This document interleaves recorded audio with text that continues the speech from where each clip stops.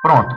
Iniciamos agora a nossa aula de hoje, né? Essa vai ser a nossa penúltima aula. A aula da semana que vem vai ser a última. E ainda sobre esquemas de melhoramento e como avaliar e como organizar programas de melhoramento. Então, esse tema ele tem a ver com a análise de programas de melhoramento após aqueles esquemas de seleção e cruzamento, e tem a ver também com o início de um programa de melhoramento, né? Então a gente tem que meio que, como é um ciclo, né? Isso aí faz parte tanto do fim, né?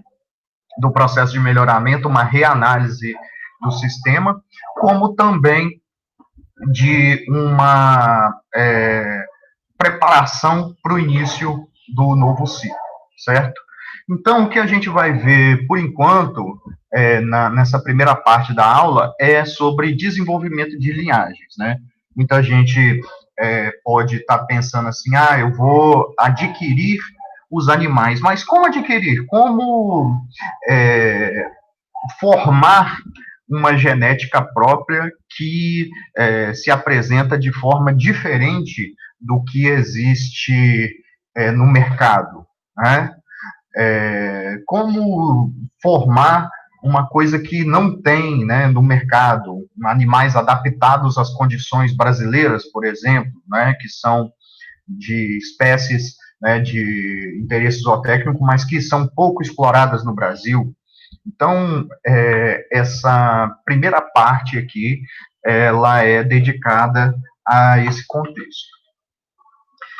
E a gente tem uma dúvida bem grande, né, vinda lá daquela questão sobre o cruzamento. A gente falou muito sobre cruzamentos, né, que o cruzamento ele tem como vantagem, né, em diversos aspectos, né, a complementariedade entre características que existem em duas raças, espécies ou linhagens diferentes, e o vigor híbrido, né, essa superioridade do indivíduo que tem um mais alto grau de heterozigose.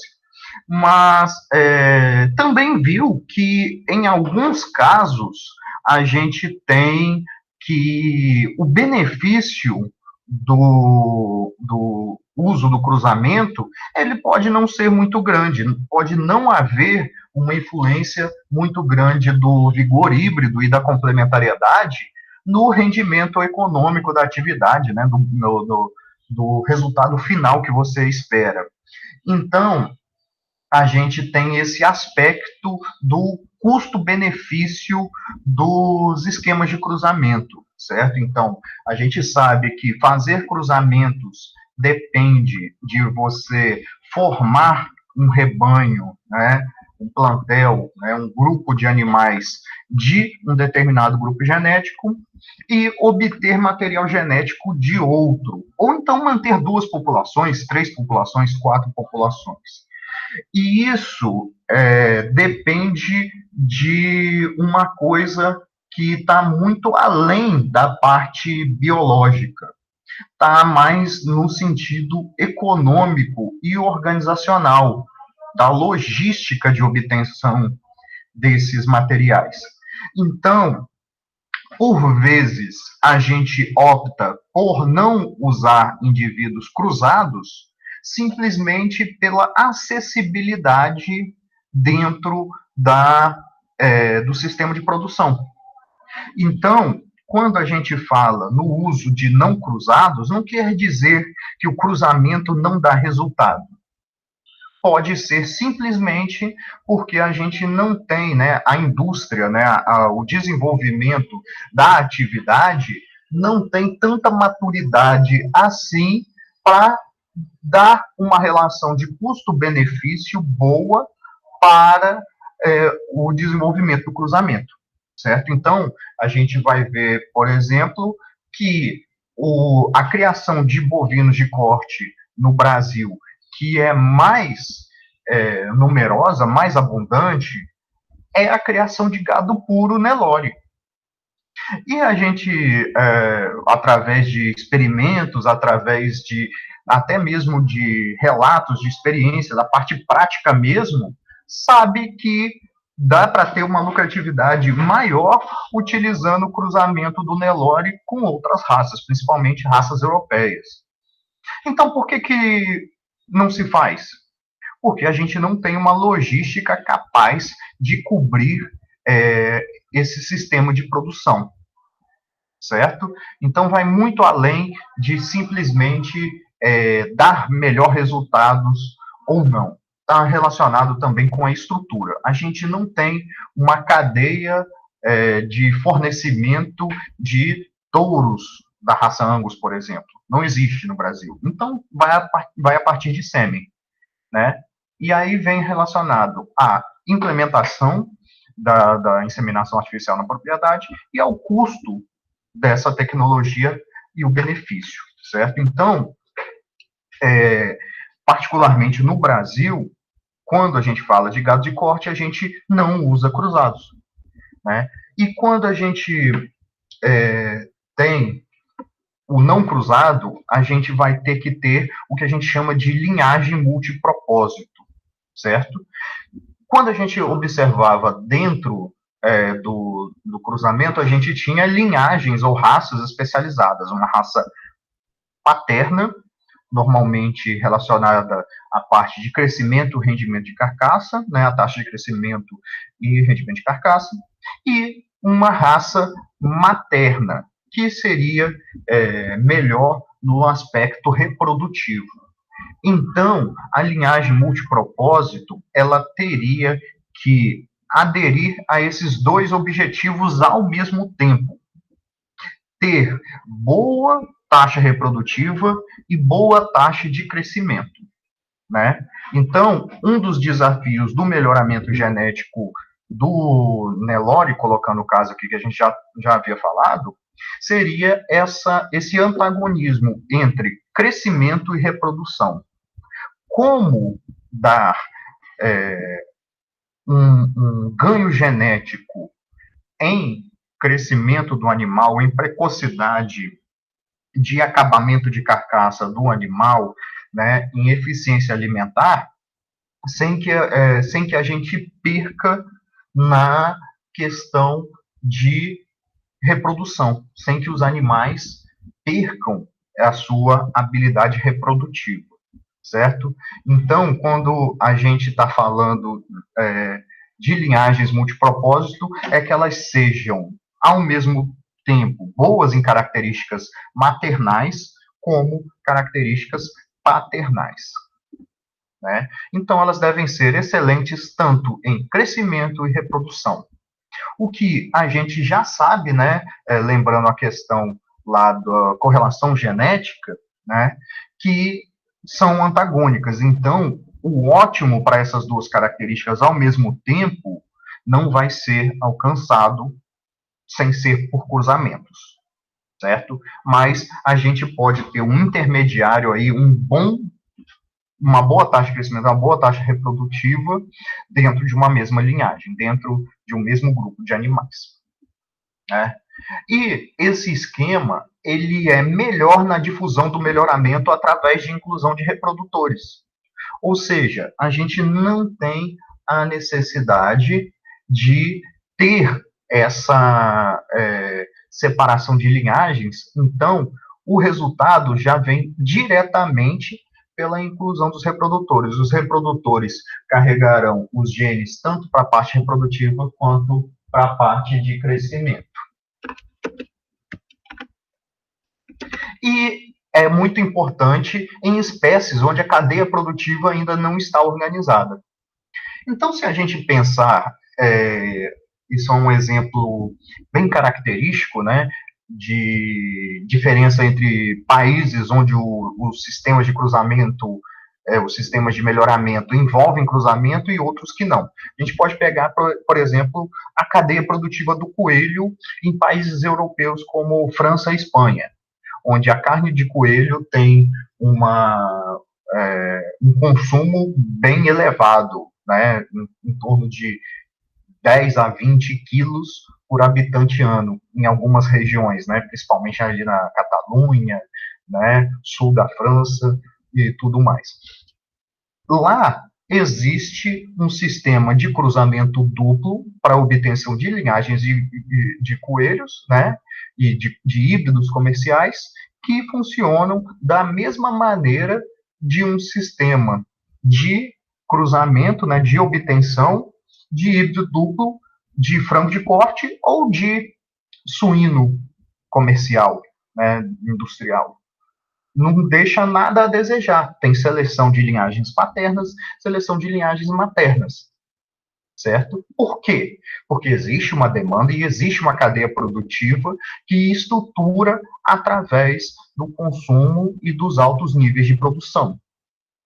Agora, se a gente pensar em produção de coelhos no Brasil, a gente não vai encontrar linhagens paternas e linhagens maternas para constituir um cruzamento, né? Então, as linhagens, né, os cruzamentos e os sistemas aqui do Brasil são mais baseados na produção de animais multipropósito, que tem reprodução e crescimento ao mesmo tempo na mesma população. A gente tem uma população única, né, indistinta entre linhagem macho e linhagem fêmea, que apresentam as duas características demandadas. Já no uso dos cruzados, a gente pode optar por híbridos simples, híbridos duplos ou tricross, né? Que a gente chama também de híbrido triplo, né? Mas é bom evitar essa terminologia para a gente não confundir com o duplo. Né? As vantagens são bem claras e já citadas lá nas aulas de cruzamento, né? Heterose, a endogamia desaparece, né, no indivíduo cruzado, especialização da produção, então a gente tem linhagens macho e linhagens fêmea que vão ter programas de seleção separados e complementariedade de linhagens também, né, quando a gente fala dos benefícios. Desvantagens: o custo de implantação é bem maior, a manutenção de diversas populações para realizar esse cruzamento, né? Se a gente já fala em duas populações, a gente fala no dobro de trabalho e em 2 programas de melhoramento. E exige uma organização da cadeia produtiva. Então, a gente vai ver, por exemplo, quando a gente trata de programas de melhoramento em países pouco desenvolvidos, subdesenvolvidos ou em vias de desenvolvimento, esses programas de melhoramento vão ser basicamente fundamentados em linhagem multipropósito. E depois, quando a gente fala sobre sistemas de cruzamento, né, quando a gente tem uma organização da cadeia produtiva mais organizada. Então, aqui a gente tem uma cadeia produtiva que é altíssima, né, muitíssimo organizada, que é a cadeia produtiva da produção de frango de corte, né, que dá uma ideia de como a gente tem a necessidade de ter um mercado consumidor grande e um número de produtores grande para fazer um programa de melhoramento que seja estruturado na base do cruzamento. Aqui no caso do cruzamento duplo, né, usando 4 linhagens. A gente vê que no ano 0, o ano inicial do programa de melhoramento, a gente vai ter que manter praticamente 3 grupos de animais. Se a gente observar aqui nessa primeira caixa, né, que a gente tem. Então, só pegar a caneta aqui para anotar. Né? Então, a gente vai precisar da linhagem macho, da linhagem fêmea e das linhagens de conservação. O que é uma linhagem de conservação? É o que a gente chama de linhagem reserva, certo? É uma linhagem que está ali com o mesmo programa de melhoramento, mas ela não é usada comercialmente.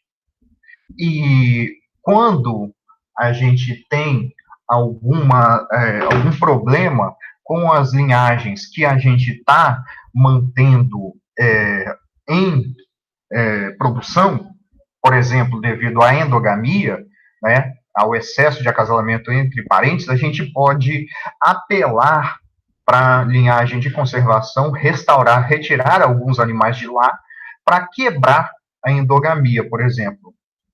Ou então vamos pensar num evento adverso. Tivemos, por exemplo, um furacão, um ciclone, que destruiu o galpão e morreram todos os animais, ou morreram grande parte dos animais. Aí, de novo, a linhagem de conservação que estava fisicamente em outra área, ela serve como um backup, como uma recuperação para essas linhagens de produção, seja linha macho, seja linha fêmea. Então, aqui a gente está falando de 3, mas os programas de melhoramento usam 5, 8, 10 linhagens dessas, certo? Então, existem pelo menos umas 2, 3 populações de conservação que servem para dar apoio aos programas de melhoramento. Então, daí a gente tem uma noção de que tamanho a gente está falando, certo? Daí, dessa população de machos, a gente tem uma parte que vai para a produção e outra parte que volta para essa reserva, certo? Então, um esquema aqui que a gente vai ver, né, é o que a gente chama aqui de bisavós e estoque de pedigree. Eles são todos da mesma população, como a gente viu lá no gráfico, mas só que esse estoque, essa reserva, ela é de maior potencial genético. Então, isso garante que na próxima geração, no próximo ciclo, a gente vai ter superioridade genética na produção garantida. Enquanto que, nesta geração que a gente usa comercialmente, a gente vai ter superioridade em relação à média, mas ainda não com a excelência do que será no ano seguinte, certo? Então, é a lógica que as grandes empresas de melhoramento utilizam para o esquema de seleção, né, e de propagação dos seus materiais genéticos, certo?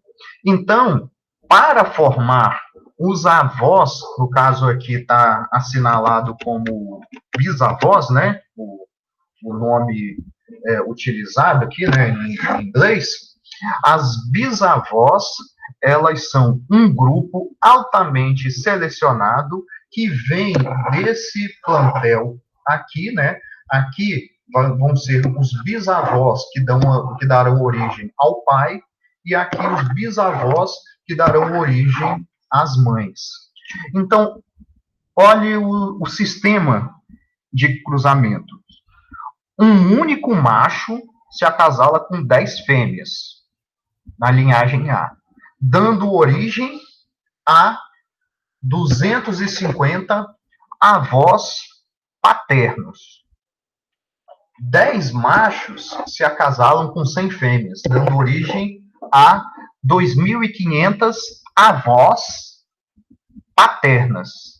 E quando esses animais são acasalados, dão origem a 62.500 pais, galos, que serão pais de frangos de corte.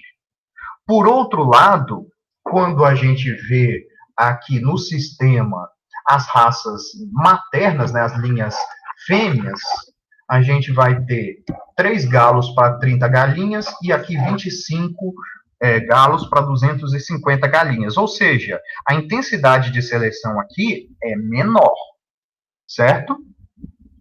Então, aqui, para formar as galinhas matrizes, mães de frango de corte, a gente vai precisar de 1.500 machos e 12.500 fêmeas. O que dá uma origem de 625 mil matrizes pesadas, né, poedeiras pesadas, que são as mães dos frangos de corte.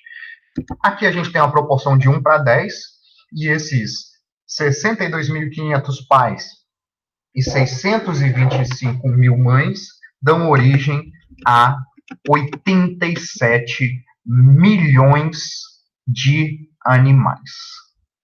Se a gente põe aí que cada carcaça vai sair a 2 quilos, a gente vai falar de 150 milhões de quilos ou 150 mil toneladas de carne. É uma quantidade muito grande. Ou seja, de um bisavô paterno, num esquema de cruzamento duplo, de um bisavô paterno único, formou-se a genética para 87 milhões de animais. Então, isso aí deixa bem claro que são pouquíssimas empresas ao redor do mundo que têm capacidade de dominar essa tecnologia e de fazer esse fornecimento. Na prática, se a gente for ver as empresas, a gente tem diversas marcas comerciais, né? A gente tem Ross, Cobb, Indian River, tem a Arboracres, né? Mundo afora você vai encontrar em torno de umas 50 marcas diferentes de genética de frango de corte. Porém, se a gente pegar o fornecimento, vamos dizer assim, a posse financeira dessas empresas, a gente só tem 2 empresas no mundo que controlam a genética dos frangos de corte industrial, certo? E essas 2 grandes empresas, elas são responsáveis por, no Brasil, mais de 90% do frango produzido no Brasil. Só a Aviagen, ou Aviagen, né, que é uma empresa que tem muitas linhagens dessas de frango de corte, é responsável por 50% da produção mundial de carne de frango. Ou seja, a cada 2 unidades de frango, né, vendida no mundo, uma tem genética da Aviagen. Então, a gente está falando de um sistema altamente, de uma cadeia produtiva altamente estruturada, em que hoje em dia não existe um produtor que faça a sua própria genética. O produtor industrial, ele adquire a genética dessas empresas, certo? Então, esse é o caso, vamos dizer assim, é o caso mais extremo, que é o de frango, em que o cruzamento é utilizado num sistema industrial de cadeia altamente estruturada. Um outro caso extremo seria, por exemplo, um criador de galinha caipira, né? Sistema alternativo. Então, dessa forma, ele não teria um fornecedor de material genético. Ele teria, né, como população, animais que, da mesma genética, da mesma população, se formam os machos para corte e as fêmeas são selecionadas para postura. Então, a gente tem que não existe um fornecedor específico para esse tipo de material genético. Certo? Ok. Então, quando a gente fala nesse outro ponto da cadeia, onde não existe essa especialização, a gente vai pensar em como desenvolver linhagens, né, para suprir esse mercado, esse nicho, de maneira adequada a um programa de melhoramento. Então, o primeiro ponto a ser considerado é a disponibilidade de recursos genéticos. Que tipo de raças, que tipo de linhagens já existem, certo? Então, é o ponto de partida a partir do qual vai se fazer a seleção, e as linhagens devem ter tamanho efetivo adequado. Quando a gente se refere a tamanho efetivo, seria o número de machos e fêmeas para reprodução, para que não haja muita endogamia na população. E, só de maneira aqui a recordar vocês, esse tamanho efetivo de população, ele é calculado através dessa fórmula, né, que é 4 vezes número de macho vezes número de fêmeas, dividido por número de machos mais número de fêmeas. Isso dá o tamanho efetivo. E o incremento de endogamia na população, né, por geração, é dado por ΔF. 1 sobre 2 vezes o tamanho efetivo da população. Então, a gente vai trabalhar para que o incremento de endogamia nessas populações seja o mínimo, porque a endogamia ele é proibitivo, ele é limitador dos programas de melhoramento, porque vai corromper a diversidade genética, a diversidade fenotípica também, e vai levar à depressão endogâmica e a problemas relacionados a doenças causadas por genes recessivos, certo? Então, é uma coisa que a gente tem que evitar a todo custo. Então, a gente tem que ter um balanço, né, entre tamanhos efetivos que não sejam pequenos e levem à endogamia, e tamanhos efetivos que não sejam tão grandes que eu não tenha condição financeira de mantê-los em produção. Correto? Outra estratégia seria evitar acasalamentos endogâmicos. Mas se a gente tem uma população muito pequena, isso é quase inevitável. Então, a gente parte primeiro do tamanho adequado e depois do tamanho adequado, evitar, dentro de cada acasalamento, a ocorrência da endogamia. Certo? Então, o que causa o desenvolvimento de linhagens? Basicamente, é aquilo que a gente estuda na genética sobre o equilíbrio de Hardy-Weinberg, né? Quando a gente, e as estratégias também que a gente copia da natureza, né, de formação de novas espécies, a especiação, né? O isolamento reprodutivo, tamanho reduzido da população e aplicação de seleção fazem com que os animais sejam mais uniformes que dentro de uma raça. Essa é a característica da linhagem. E é por isso que ela é utilizada no contexto de produção. Porque ela dá uma previsibilidade, certo? A gente tem uma característica interessante disso, se a gente dá o exemplo, por exemplo, das raças de cães.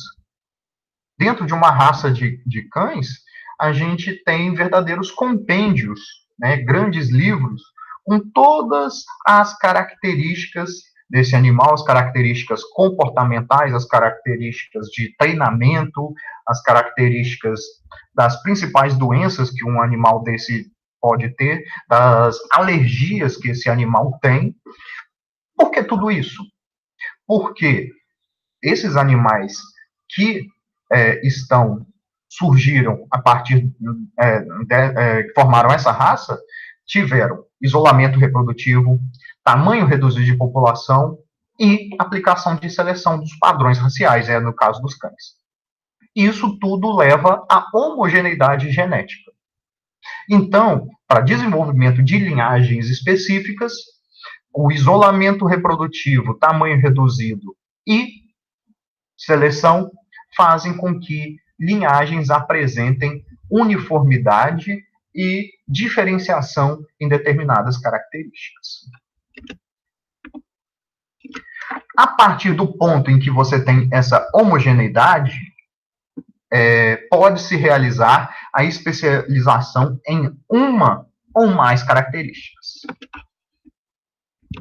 Então, a gente vai passar aqui por alguns métodos aqui descritos pelo professor Baselga, que é especialista nessa parte de formação de linhagens, que são diversos métodos que podem ser considerados na hora de formar novos recursos genéticos, né, de formar novas linhagens, e que são divididos principalmente, um dos método da amostragem, seria um método a partir do qual se obtém amostras de animais de uma ou várias raças que se considerem adequadas à produção.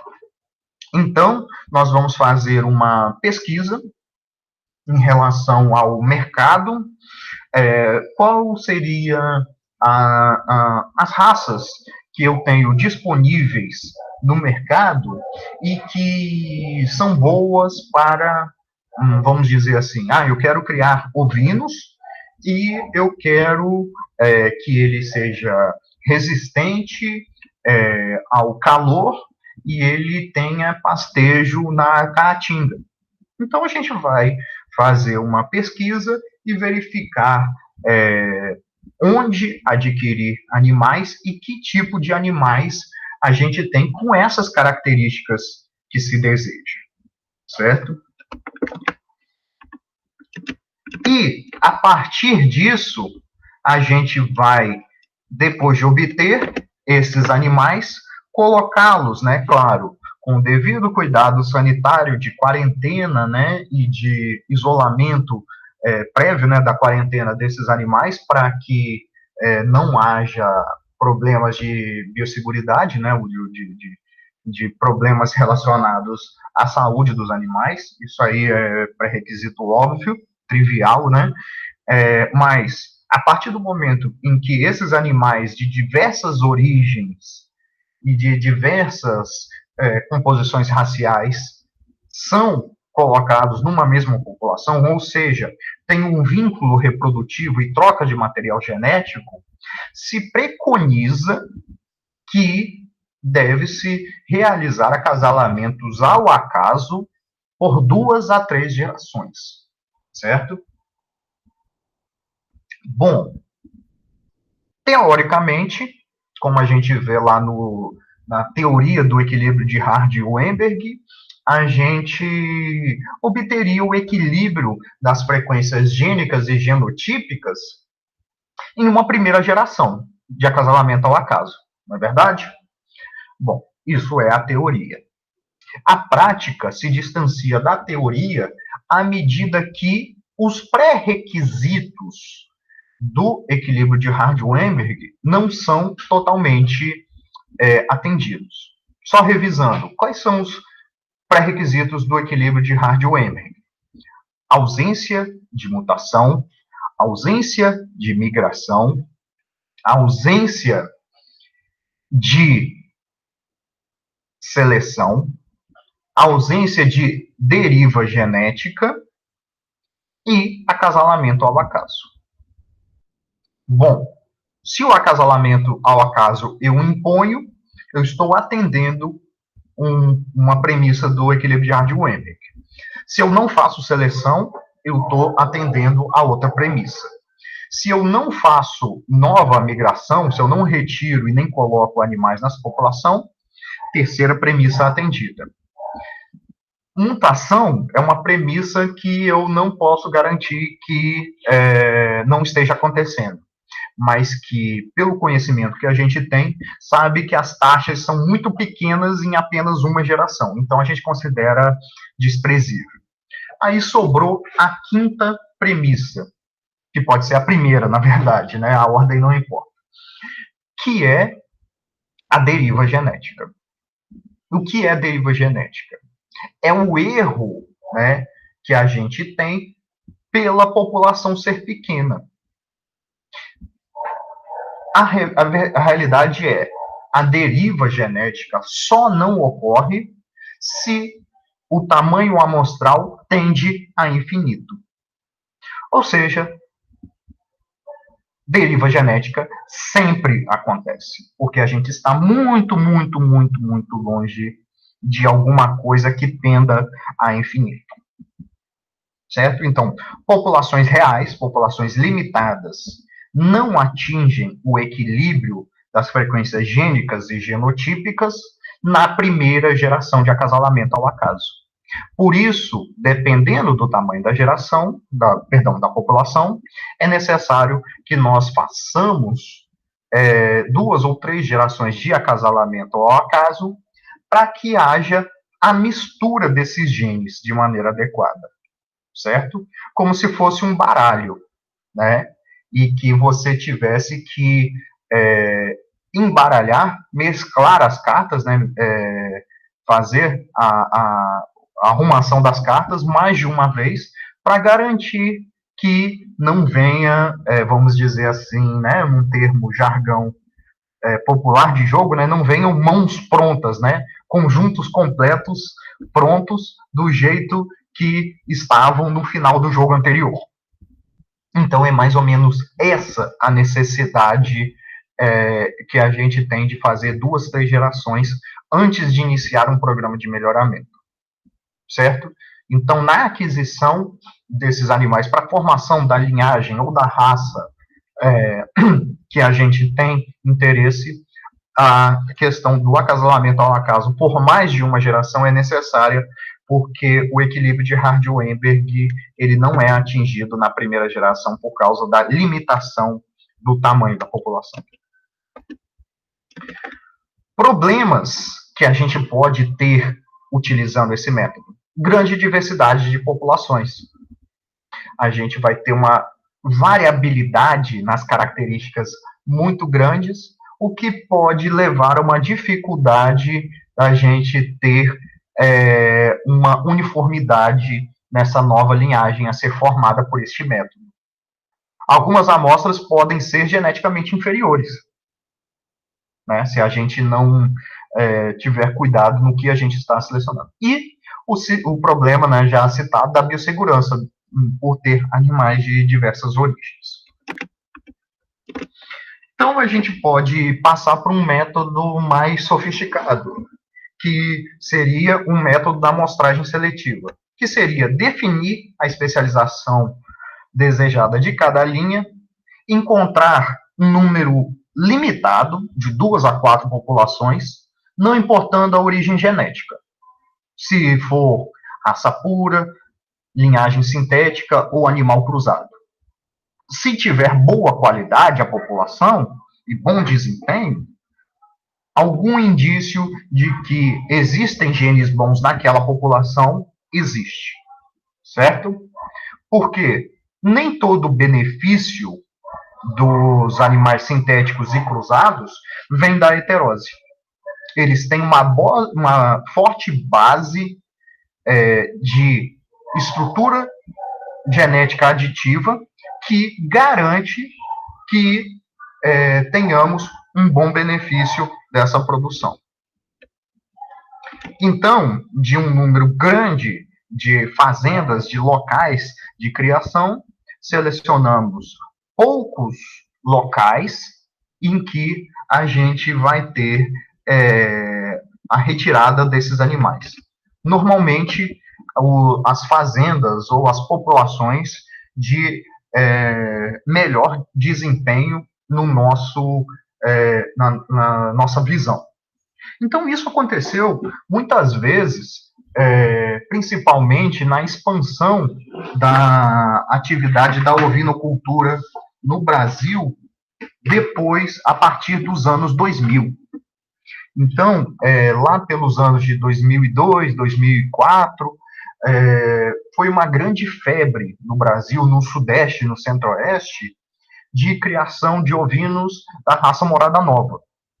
Que os animais apresentavam um altíssimo preço de mercado e que se produzia, a produção foi a um nível muito alto. Mas que, como a gente já sabe, né, devido à falta de estrutura de melhoramento genético e à falta de estrutura da cadeia produtiva, que não tinham frigoríficos adaptados para fazer o abate, a separação de cortes de carne de ovinos, e a baixa receptividade, não estou falando nem de baixo, vamos dizer assim, não é do gosto, não é nem questão de gosto, é a baixa, o baixo consumo, o baixo costume da população em consumir esse tipo de carne. A gente teve que nessa segunda década, né, na década de 2010, a produção de ovinos de corte teve uma redução significativa por conta do baixo consumo per capita da população. Então, a gente teve casos de produtores no centro-oeste e no sudeste que vinham à região nordeste, principalmente região da Bahia, Alagoas, Pernambuco, procurando fazendas específicas e fazendo esse tipo de amostragem seletiva, pegando animais de diversos rebanhos, trazendo lá para Goiás, para São Paulo, para Minas Gerais, Mato Grosso, né? E colocando esses animais como se fosse uma população única, né? E formando uma linhagem para a produção de carne através dessa amostragem seletiva. Né? Um dos critérios óbvios que a gente tem que ter é que esses animais, essas populações selecionadas, tenham desempenho superior dos caracteres desejados. E, para garantir a eficiência, né, e a gente não ter uma perda nessa diversidade genética, né, atingir um equilíbrio, que esse acasalamento ao acaso persista aí por 2 a 3 gerações. Né? E da população resultante desse acasalamento ao acaso, faz-se a seleção. Um terceiro método, né, esse método aqui conhecido como catação genética, né, bom, a gente tem até dificuldade de encontrar esses métodos na literatura, mas é um nome até popular desse método. Né? Seria um terceiro método que consiste em aplicar intensidades de seleção altíssimas em populações muito grandes.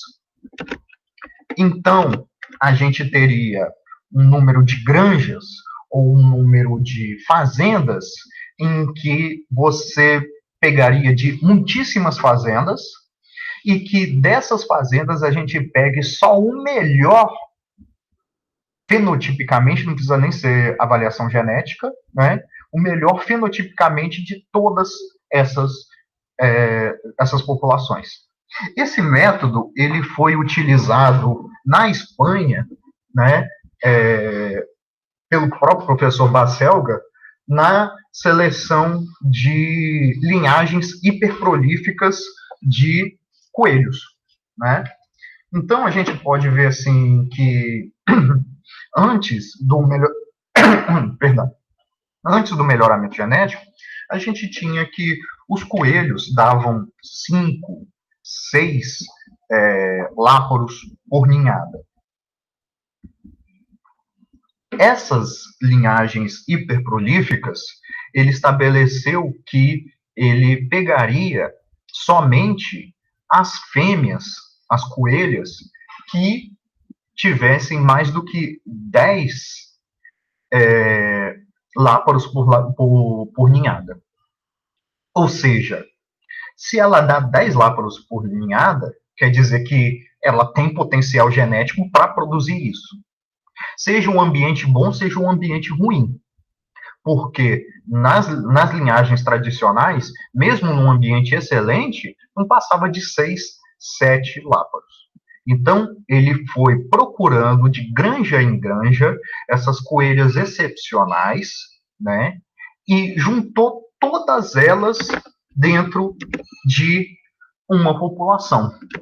E a partir disso, né, claro, a gente está falando de coelhas, mas também pega reprodutores que são das famílias desses animais, obviamente. Né? Por exemplo, o láparo macho, né, láparo, para quem não sabe, é o coelho, né, filhote,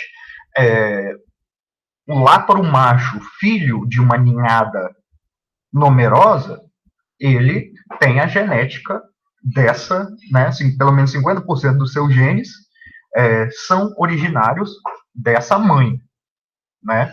Então, você tem uma garantia, né, de que a gente está amostrando também a genética por via do macho. Então, não foram só retiradas coelhas, mas também láparos, filhos dessas coelhas hiperprolíficas para formar essa população. Acasalamento por 2 ou 3 gerações, pelos motivos já falados, e seleção dentro dessa população resultante, né? Aí vai começar a segregação. Você vai dar ambiente igual para todos, e você vai observar que algumas coelhas vão produzir menos láparos, e outras vão produzir mais láparos. Então, a seleção se dá dessa forma, e com isso, na Espanha, né, particularmente lá na região de Valência, né, chamada região do Levante espanhol, nós temos as linhagens de maior produção de coelhos do mundo, maior número de láparos nascidos por leitegada do mundo, de excelência genética, que é exportado para principalmente países do Oriente Médio, né, a Arábia, a região Oriente Médio e Norte da África, né, Arábia, Argélia, Egito, Emirados Árabes e tudo mais, inclusive exportado para o Brasil, região de São Paulo, e para o Uruguai, para a produção de coelhos. Ou seja, todos esses métodos aqui, eles são métodos que já foram usados de alguma forma dentro desse sistema. Obviamente, trivial, cuidados com biossegurança, porque a gente está falando de uma amostragem significativa de diferentes ambientes de produção, né? E, particularmente aqui no caso de coelho, né, muitas doenças são transmitidas através podem ser retidas, né, evitadas de transmitir através de quarentena. Manutenção das populações. Possibilitar a manutenção da variabilidade genética e desacelerar o incremento de endogamia e a deriva gênica. Ou seja, a gente tem que, dentro das linhagens, manter essas linhagens para que a gente não perca essa variabilidade genética que a gente conquistou através desse trabalho de amostragem por um dos 3 métodos que a gente mostrou, né? Métodos utilizados. Acasalamentos equilibrados, né? Então, um método utilizado seria o método de um filho por macho e um filho por fêmea, né? Foi um método prescrito aí por Gowe, né? Isso nos anos 50 ainda nas pesquisas. Ou seja, garantir que cada indivíduo deixe pelo menos uma amostra do seu material genético. Mesmo que ele não seja um animal selecionado, certo? Um animal que tenha uma genética de excelência, os animais de baixa genética, né, de baixo mérito genético, teriam descendentes, né, garantidos para manutenção da diversidade genética. Ok? E um outro método um pouquinho mais recente, de Wang, né, seria um filho de uma fêmea, 2 filhos de outra e um do restante. Ou seja, 1, 2, 1, 2, 1, 2. Né, a gente pegar de forma desequilibrada, ou seja, pegar os animais de alto mérito genético, mais animais, mais descendentes. E os de menor mérito genético, menos descendentes. Ok? Outro aspecto interessante seria a mudança cíclica de machos. Ou seja, mudança dos pares de acasalamento. Isso é mais fácil quando a reprodução é controlada, obviamente. Se a gente pensar, por exemplo, galos em monta natural, existe um certo estabelecimento de hierarquia em que um galo não deixa o outro galo, que é de outro harém, né, que é de outro grupo de fêmeas, acasalar as fêmeas que pertencem a ele. certo? Então, nesses casos de monta natural, é mais complicado a gente fazer essa manutenção. Mas, em casos de reprodução controlada, né, com machos criados separadamente das fêmeas, né, em suínos, em bovinos, em equinos, dá para a gente fazer isso alternativamente. Ou seja, um macho, ele não reproduziria apenas com aquele grupo pré-determinado de fêmeas. A gente teria uma alternância de grupos a cada estação reprodutiva. Com isso, a gente teria uma manutenção maior da variabilidade genética nessa população. Seleção baseada no BLUP, como a gente viu, pode incrementar a endogamia. Seleção otimizada leva em consideração a endogamia e a genômica podem ser alternativas para isso. Na aula da semana que vem, que a gente vai falar sobre manutenção de recursos genéticos, a gente vai vai falar um pouco mais sobre esses métodos de otimização e da genômica sendo utilizados, aplicados à conservação de recursos genéticos. Os tamanhos adequados de população fazem com que o incremento de endogamia seja menor, certo? Só que é uma faca de dois gumes, tem que ser um balanço. Se a população é grande, você não consegue mantê-la, né? Tem um custo adicional da manutenção. E a proporção de machos por fêmea é um dos pilares que regulam mais a endogamia. Quanto mais fêmeas se utiliza por macho, maior vai ser o incremento de endogamia, certo? Então, aqui um exemplo. Todas essas populações aqui nesse quadro têm o mesmo tamanho, 400 animais. Se a gente usar 200 machos por 200 fêmeas, né, um macho para cada fêmea, a gente vai ter uma taxa de incremento da endogamia de 0,125 por geração. Se a gente usa na segunda linha aqui um macho para 3 fêmeas, a gente vai ter um incremento de 0,16%. Vamos passar aqui um macho para 39 fêmeas, 10 para 390. A gente vai ter um incremento de 1 para 1,28%. Ou seja, 10 vezes maior o incremento comparado 1 para 1. E se a gente tem 5 machos para quase 400 fêmeas, né, que seria uma proporção de 1 para 80, o que é perfeitamente possível em populações de gado de corte com bovinos de alto potencial reprodutivo avaliados andrologicamente, a gente vai ter um incremento de endogamia dentro dessa população de 2,5%. Então, quando a gente fala de formar linhagens, formar populações, a gente tem que abrir o olho quanto a esses critérios, certo? Estabelecer formas que não levem a uma alta taxa de incremento da endogamia, para que a gente não perca, né, não tenha a perda desse trabalho desenvolvido.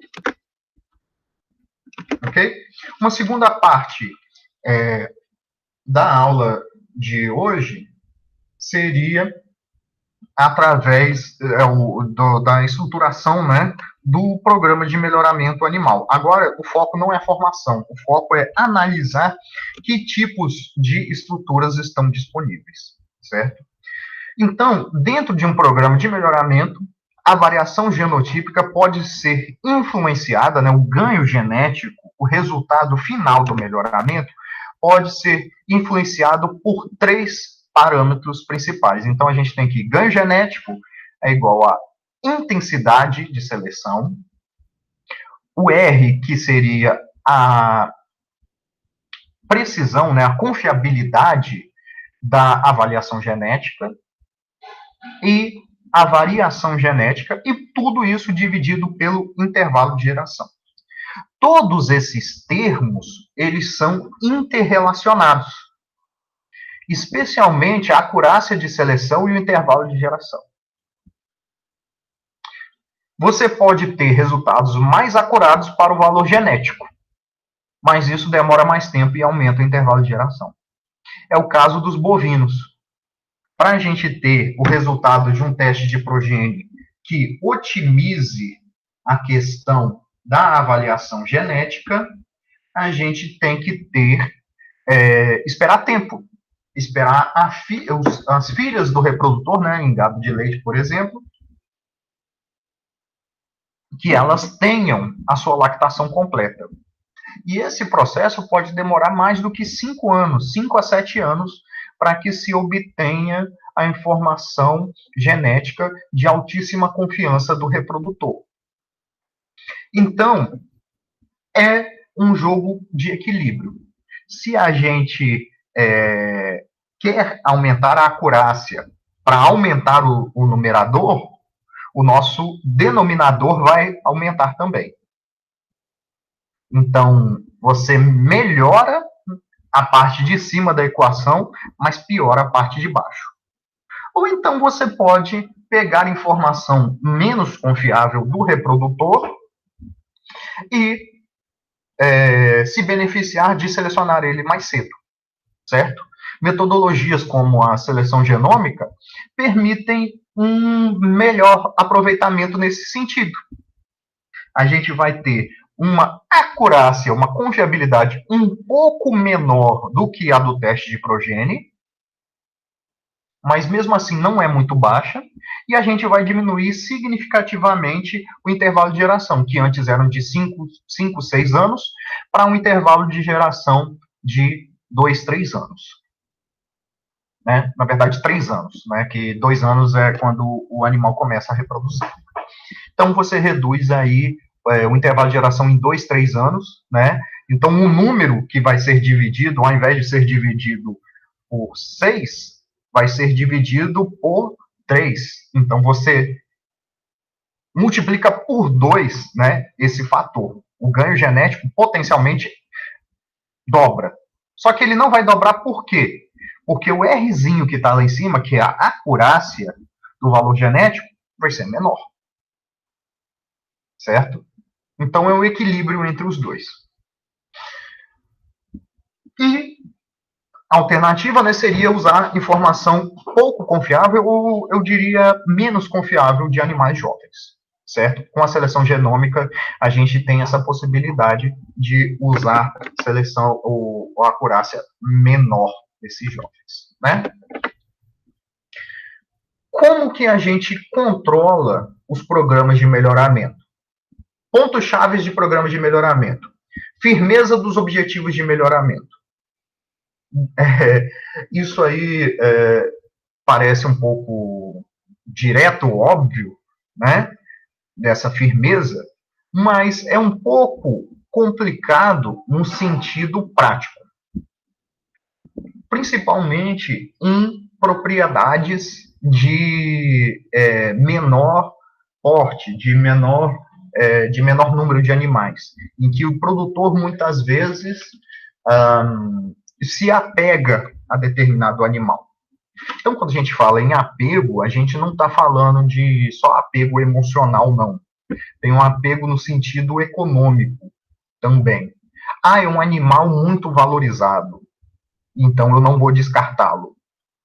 É um animal que é filho de um reprodutor tal e eu não vou descartá-lo. Ou então eu investi muito dinheiro para fazer esse cruzamento, esse acasalamento, e eu não vou, eu vou usar os animais para essa seleção, mesmo ele não tendo o mérito genético bom, como os números mostram. Essa é uma realidade que muitas vezes se enfrenta na prática. Né?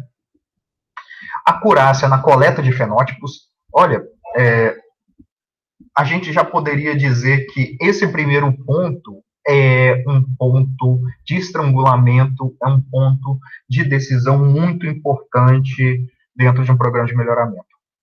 Se a gente não tem confiabilidade no peso da balança, Se essa balança não é calibrada, se ela não é confiável, os dados que entram não vão ser confiáveis. E como tudo na ciência da computação, né, aplicada aqui no caso a zootecnia, lixo entra, lixo sai. Não existe modelo estatístico capaz de corrigir erro de anotação ou erro de máquina, certo?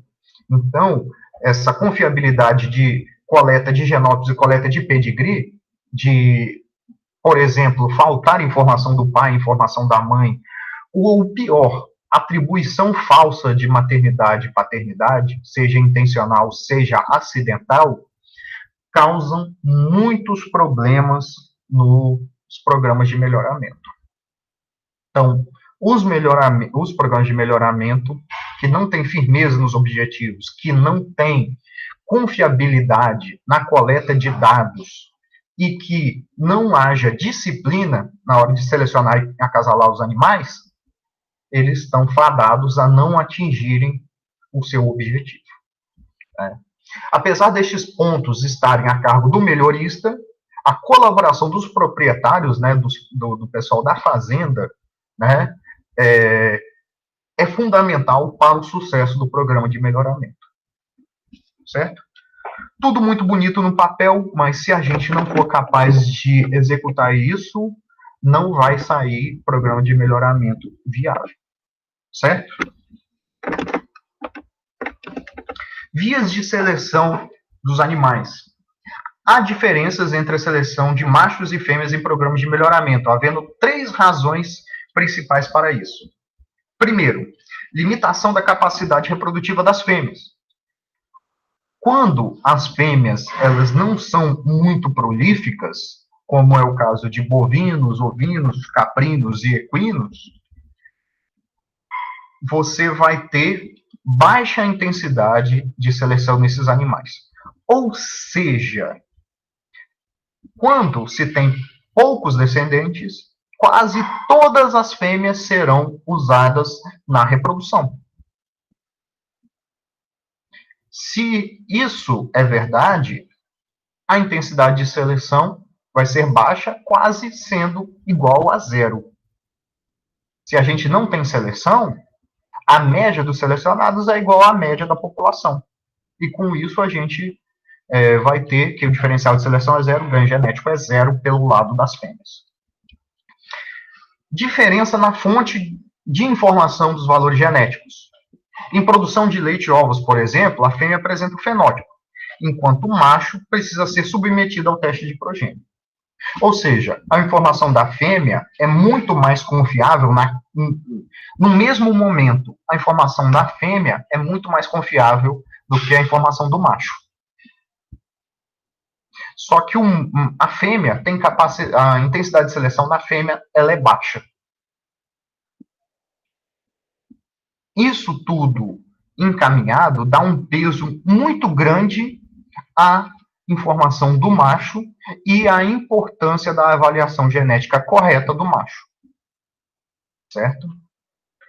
E, terceiro, a idade em que os animais podem ser selecionados. Se os animais podem ser selecionados mais precocemente, o intervalo de geração é menor. E, com isso, o ganho genético maior. Do contrário, se os animais só podem ser selecionados depois que você tem, por exemplo, um teste de progênio, você perde esse tempo e as gerações seguintes vão ser mais demoradas a serem levadas a cabo. Machos podem produzir um número muito maior de descendentes comparados às fêmeas. Por consequência, muito maior intensidade de seleção e maior atenção é dedicada aos machos. Então, por isso que até esta década, digamos assim, só existiam sumários de touros e não sumários de fêmeas. Catálogos de sêmen e não catálogos, e não existem, né, hoje, catálogos de ovócitos, digamos assim. Né? Apesar de que hoje a gente tenha catálogos que fazem o ranking, fazem a lista das melhores fêmeas geneticamente no sistema de produção, justamente para orientar essa questão de utilização de transferência de embrião e de a retirada de ovócitos. Já existe, por exemplo, no gir leiteiro, existe catálogo de fêmeas. Frequentemente, fêmeas vão para a reprodução sem nenhum critério específico e baixa intensidade de seleção. Como objetivo final em acasalamentos de especialização de linhagens, surgem duas linhagens principais, a linhagem fêmea e a linhagem macho, certo? Então, aqui, algumas nomenclaturas padrão aqui dentro, né? Então, temos macho de linha macho, fêmea de linha macho, macho de linha fêmea, fêmea de linha macho, certo? Como de costume, azul para macho e rosa para fêmea. Então, macho de linha macho e fêmea de linha macho vão dar origem ao macho reprodutor, né? Que vai ser a matriz do nosso produto comercial. E macho de linha fêmea acasalado com fêmea, opa, aí teve um errinho de digitação, viu, pessoal? Aqui, no caso, o erro está bem direto aqui, né? Está bem macho de linha fêmea. Né? A gente vai ter aqui no final o híbrido duplo. Mas isso aqui poderia ser também no híbrido simples, né? O macho matriz e a fêmea matriz, sem cruzamentos prévios para a obtenção dele, certo? Então a gente chama de linha macho e linha fêmea aquilo que a gente já considerou anteriormente. Então, são 4 vias de seleção se a gente considera esse tipo de formação do indivíduo. O macho de linha macho, a seleção é mais rigorosa para ser pai dos pais. Somente reprodutores elite, alta intensidade de seleção. Naqueles slides anteriores lá, a gente viu que para dar origem a 87 milhões de frangos, a gente só tem um macho de linha macho. Na verdade, um bisavô. E a gente tinha em torno de 65 machos de linha macho ali, pai de pais, né? Avós de frango de corte. É uma seleção muito rigorosa. Machos de linha fêmea, dentre os machos, é a seleção menos rigorosa. Serão pais das reprodutoras. Fêmeas de linha fêmea é a via de seleção mais intensa das fêmeas. Perdão, fêmea de linha macho. É menos intensa. Fêmea de linha macho é a mais intensa. Desculpem, estou confundindo fêmea de linha fêmea com fêmea de linha macho. Fêmea de linha macho vão ser as mães dos reprodutores, né? Então, elas vão ter maior intensidade do que a fêmea de linha fêmea, né? Então, a fêmea de linha fêmea, ela vai ter uma baixa intensidade de seleção e, com isso, se a gente pegar quantitativamente, seria do mais intenso, maior ganho genético para o menor ganho genético, essa ordem que está colocada no slide. Macho de linha macho, maior ganho genético.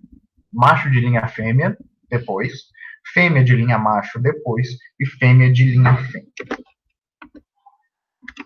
Então, quando você vê um dado, por exemplo, que 87% do ganho genético em gado leiteiro vem através do sêmen, isso, de cara, para quem não conhece esquemas de melhoramento, parece ser uma contradição.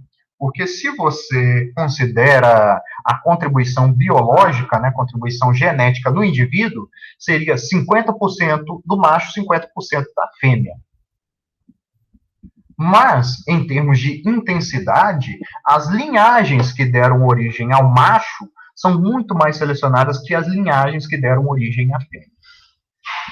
Então, por isso, a gente diz que a maior parte do ganho genético obtido dentro de populações em melhoramento vem por via do macho, do reprodutor, ok?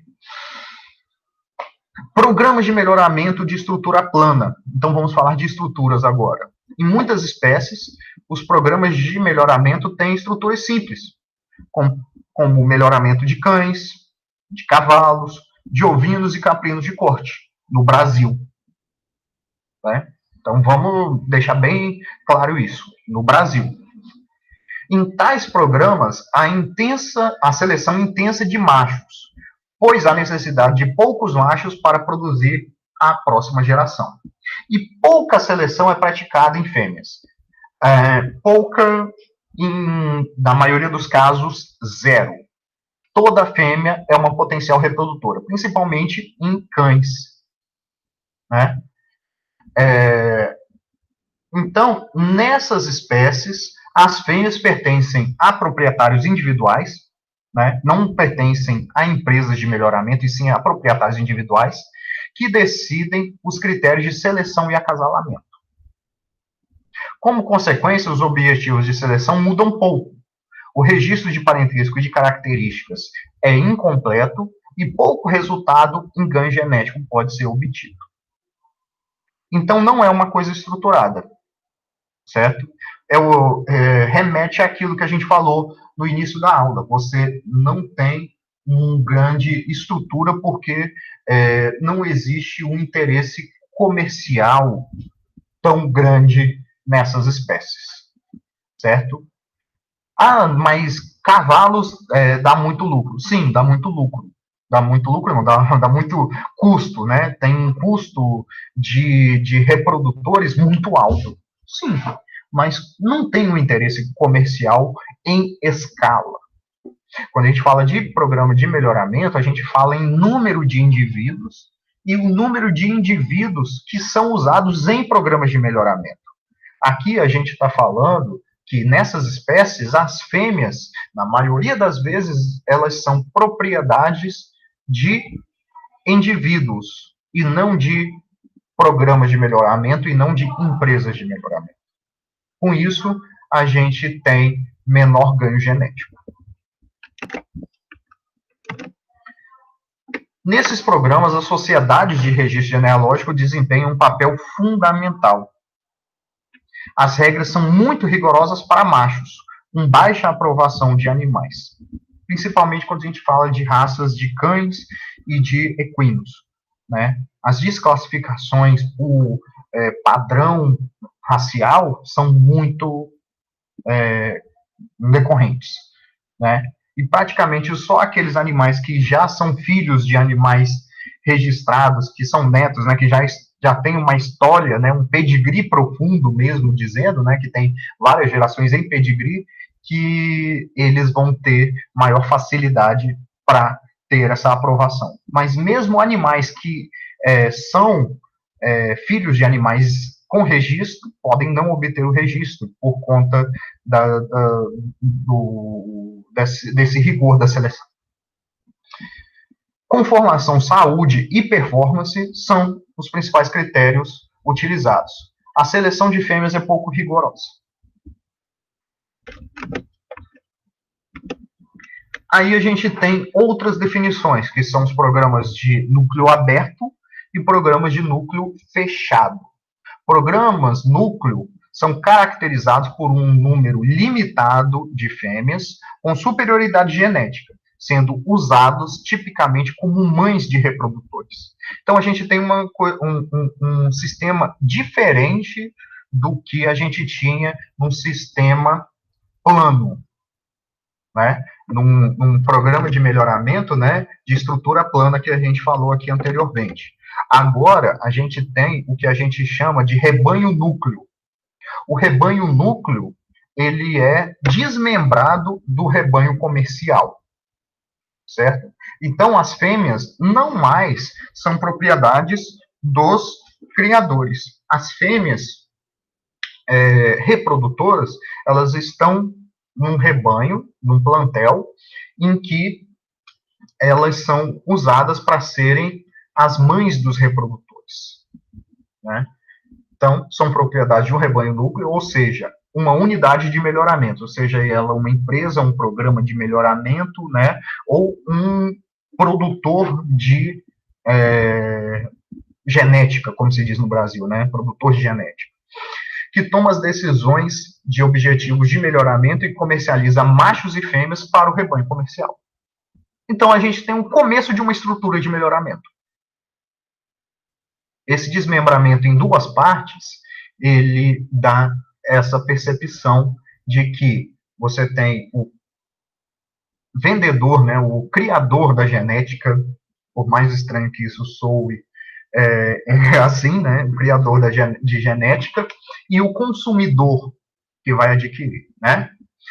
Vai caracterizar-se por completa escrituração zootécnica, controle total do desempenho e do pedigree.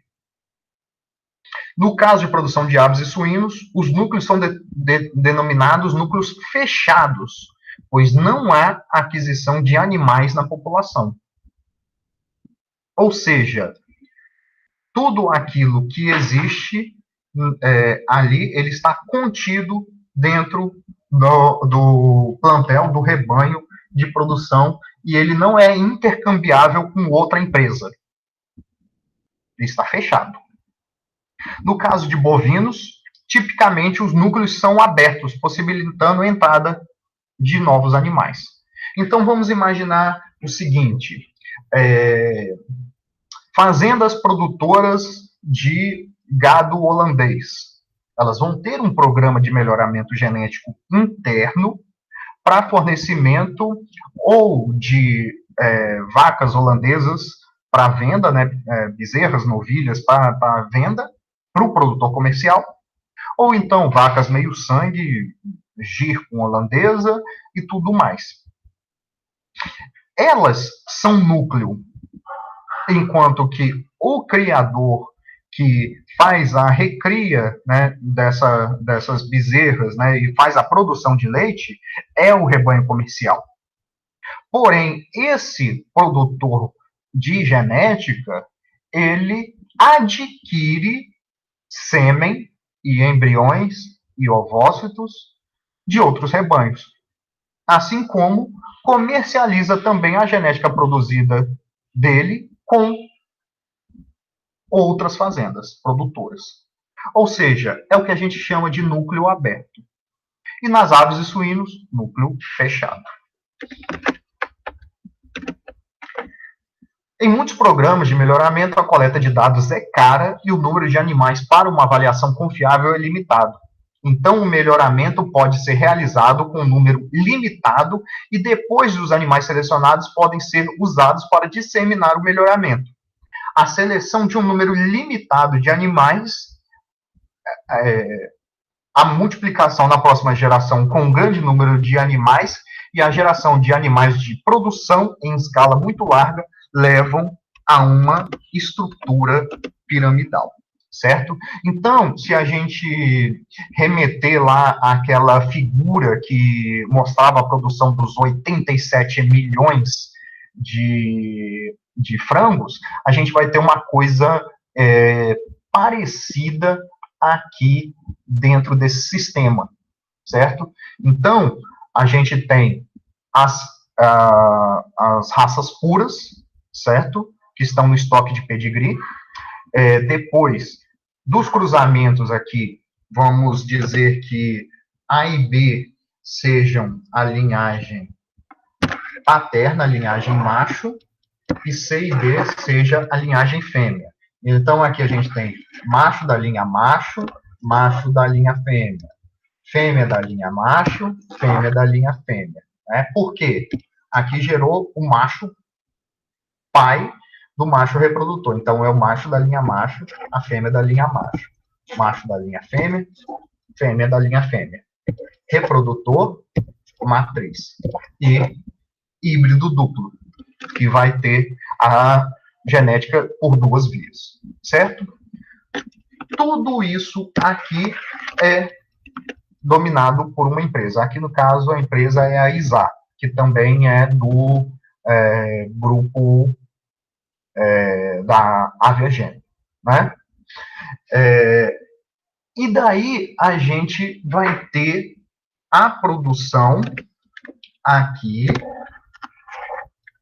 né? Ou seja, até chegar o pintinho, né? Na verdade, a pintainha, né? De postura, ficou a cargo da organização desse seed stock, desse rebanho núcleo. E aí, quando a gente fala em produção de ovos, a gente está falando em rebanho comercial, plantel comercial aqui no caso, né, que a gente está falando de galinhas. Aí ele dá até uma exagerada uns números, né, bota número por número de ovos, né, então a gente tem 1.200.000 galinhas produzindo 600 milhões de ovos. E aí, o restante da pirâmide, né, seria processamento, varejistas e, por fim, consumidor final, certo?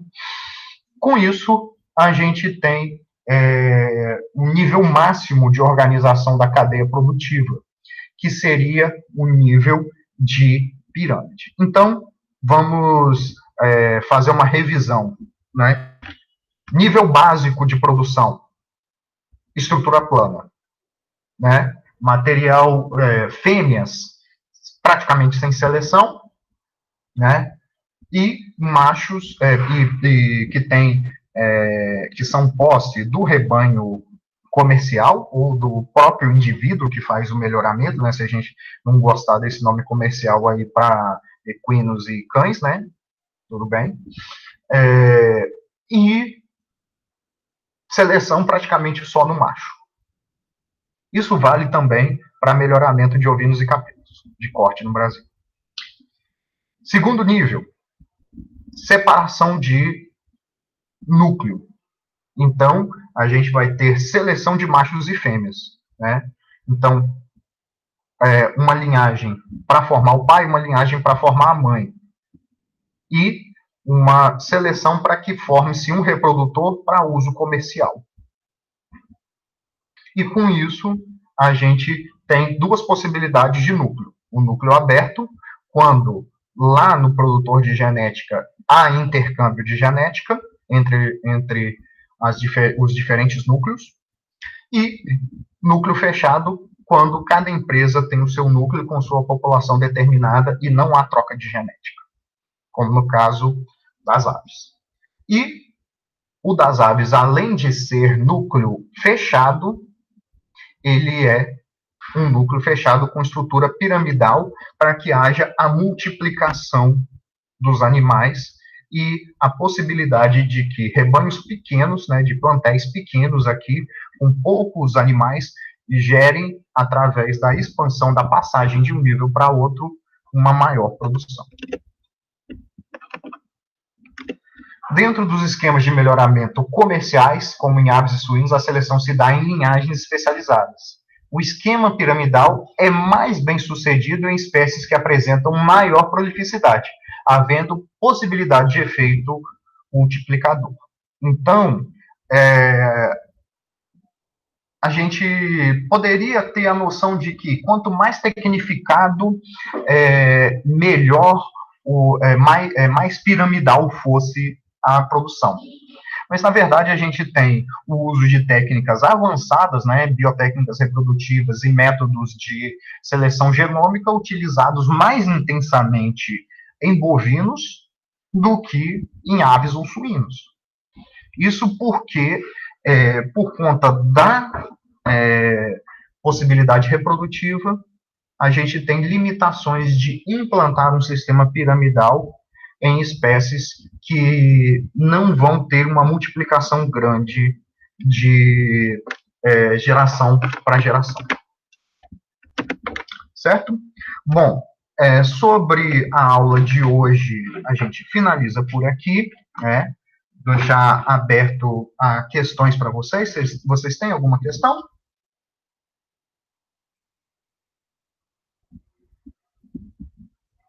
Alguma coisa a mais, pessoal? Não? Ok. Então, a gente finaliza aqui. Se não me engano, faltou um vídeo da semana passada. Eu não passei todos os vídeos, né, sobre correlação. Vou até verificar se passou ou não passou. E vou adicionar, ok? Então é isso, pessoal. Até mais. E vou ver se eu faço uma última lista de exercícios para finalizar, né, para dar uma juntada nesse conteúdo todo que a gente viu, ainda não teve nada para avaliar. Beleza? Tá certo. Até mais então, pessoal. Tchau.